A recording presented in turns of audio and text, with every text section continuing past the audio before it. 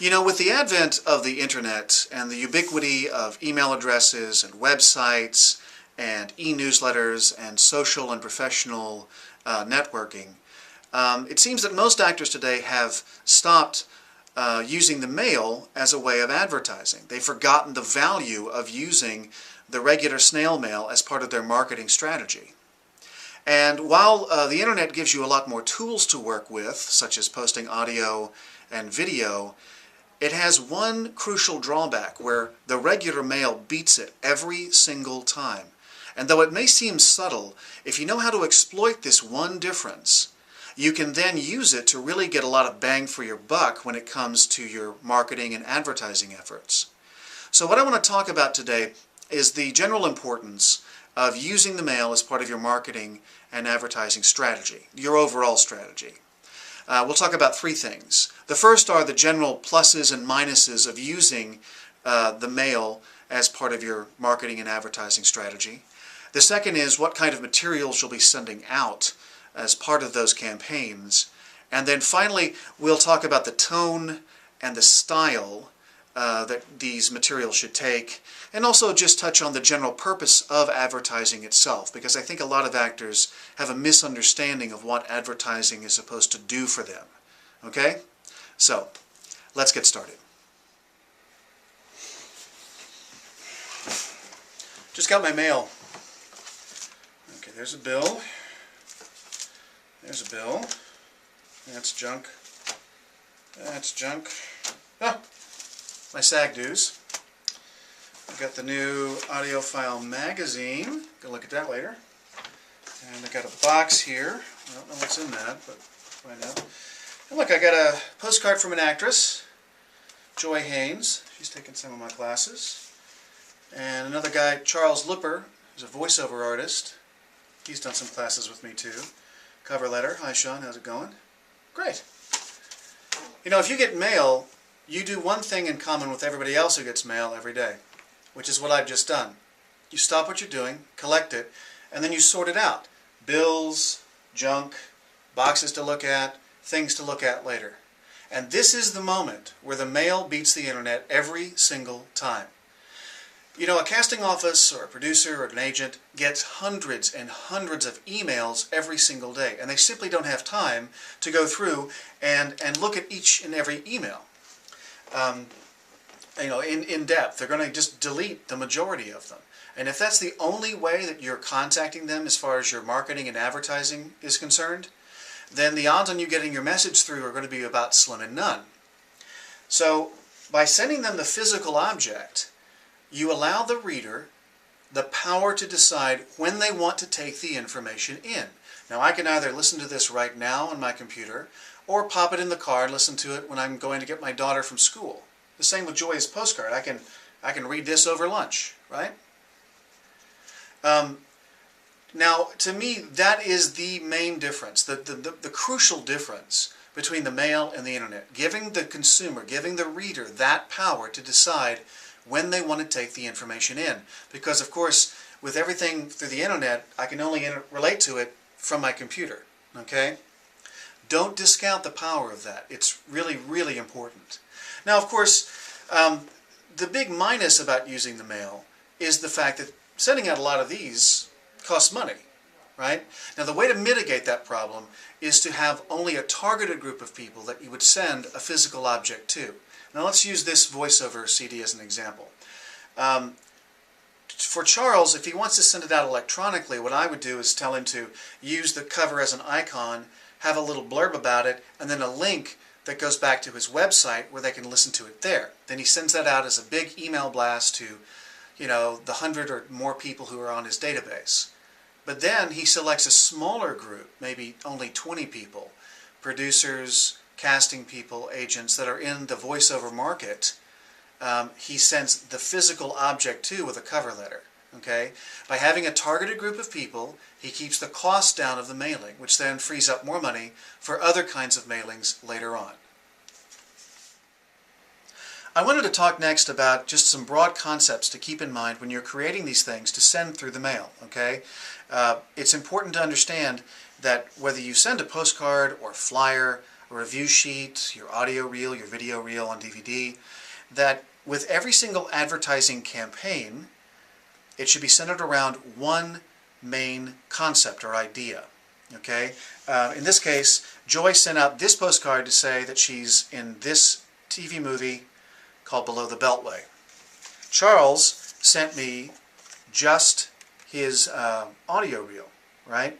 He didn't send me this plus a review sheet plus a postcard plus a flyer with different things in it. He sent me one piece of advertising that focused on one idea. That's called clarity of message. Now he also helped focus that by having a targeted cover letter as well. That's important too. Now if you don't feel confident in creating something like, what Charles did, which is really eye-catching in my opinion, you can either hire someone to do it for you, get some software and educate yourself. But either way, it does need to be eye-catching. If it's a boring thing to look at, it's not going to get noticed.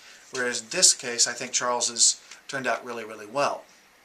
One last thing about packaging, by the way, guys, is a concept known as the Tiffany theory.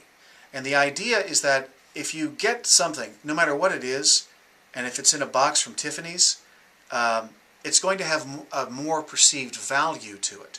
Here's what I mean. Like I said, once again, Charles sent me this CD. It's got a nice piece of packaging to it, right? Now, what happens if he had sent me his same voiceover reel in a little paper sleeve like this? What is the perceived value of it? It's a lot less, isn't it? I mean, it is ultimately the same disc with the same stuff on it, but because he only put it in a little paper sleeve, it doesn't have as much perceived value, right? Whereas this tells me he's taken the time and money and effort to create something really special, and that I should take a moment to listen to it. So don't forget the Tiffany theory. So finally, I wanted to talk about tone and style when creating copy for the materials you'll send out, as well as just briefly touching on a general idea behind advertising itself. As far as the tone of the copy that you're going to be sending out, it should always be positive and upbeat. Whether or not you had a good time on the project or not. If you always have a negative comment about the projects you're working on, you come off as a whiner and a complainer, and nobody wants to work with someone like that. Ultimately, every project has some positive elements to it, and so you need to learn how to highlight those. As far as style goes, you need to be working, in my opinion, to find your voice when you're writing. And what I mean by that is, it starts really with your brand or your essence. Meaning, if you're a comedic leading man, you're going to have defined a voice where you can put more humor into the text about, describing this project you worked on. But if you're a dramatic leading lady, that's going to have a different style, a different tone in general than if you were doing comedy, okay? If that was your essence or your brand. Next under style also is something that a lot of actors do, which I personally find redundant and that I think you shouldn't do at all. And that is at the end of a cover letter or a postcard, the actor will sign off by saying, "Please keep me in mind for your future projects," or words to that effect. And to me, that seems redundant and a little bit desperate, frankly. Redundant in the sense that, by the very nature of the relationship you have with that casting director, that producer, that director, that agent, it is a business relationship. The whole point of you sending them that advertising is that they will keep you in mind for whatever future project they're working on. It's inherent in the advertising itself. When I get a postcard from, the local Ford dealership showing me their new car, it's inherent in the advertising that they want me to come try one and take it for a test drive. The same applies to you as an actor. So my personal opinion is you should leave off that salutation. It's just redundant in my opinion. And then finally, something to keep in mind about the whole idea of advertising itself. A lot of actors think of advertising as well, if I can use an analogy, like gardening, that for every seed they plant in the ground, they're going to get a flower, okay? And advertising doesn't work like that. Actually, advertising is like taking a big handful of seeds and throwing them in the dirt and seeing what pops up. The majority of them aren't, you know. If you have 100 seeds, you throw them out, maybe 5 seeds will pop up as a flower. The idea over time with your marketing and advertising efforts, to stretch the analogy, is that you're preparing the soil each time. The soil gets a little more responsive to your advertising efforts, so more flowers will pop up. So let's do a quick recap of all the things we've covered today. Under the topic of the pluses and minuses of using the mail, the big minus, of course, was cost. And like I said, you can mitigate that by having just a small group of people you send the physical object to, the casting director you know, the agent you work with, the director you've done a show with, okay? Everybody else can get an electronic version that you send out as an email blast, okay? And that'll keep the cost down. But remember, by sending them that physical object, this is the crucial difference between the mail and the internet. You've just given them the power to decide when they want to look at that thing, whether at the office or at home or wherever, okay? Under what kind of materials to send, remember the key is, no matter if it's a poster or a flyer or a review sheet, it has one central concept, one central idea behind it. It'll help you control the message that you want to send. Now, of course, the only exception is if you send out a newsletter, whether quarterly or twice a year or once a year, because a newsletter really is sort of a recap of everything you've done, all right? So that's the only exception where you can have multiple things in the piece of advertising itself. Now, of course, with a single idea, you'll want to reinforce that with the cover letter. The cover letter is designed to prime them. You know, you can say, hey, I've just got this new DVD. Please take a look. It's got this and this and this in it. Or, hey, the show I'm in is really, you know, it's a hit. Take a look at this review sheet. But remember that quality counts, guys. Remember the Tiffany theory. If it is done on cheap paper or the quality of the box that the DVD comes in is just a paper sleeve and not a nice plastic box with your photograph on the front, that says something about the actual piece of advertising itself. So if you're going to do it right. And then finally, under tone and style, remember to always be positive. You can even be self-deprecating, and if you can have a little bit of humor in there, that's always good. But don't beg. You know, please keep me in mind for future projects is, to me, totally redundant. That's inherent in the relationship between you and the people you're sending the material to.